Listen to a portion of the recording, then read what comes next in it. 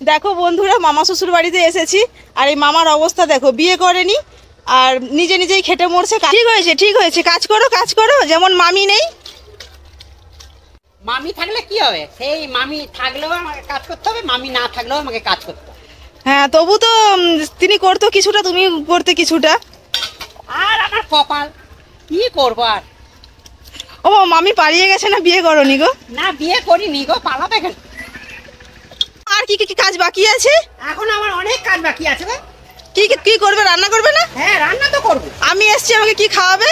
তোমাকে এটা আজকে এখন হবে লুচি আলুর দম। হ্যাঁ, আর তারপরে দুপুরবেলা হবে মাংস ভাত হবে। আচ্ছা। হ্যাঁ, ইঁচড়ের তরকারি হবে চিংড়ি মাছ দিয়ে। আচ্ছা ঠিক আছে। বুঝতে পারছো? হ্যাঁ। আর আর কি হয় দেখি, দাঁড়াও।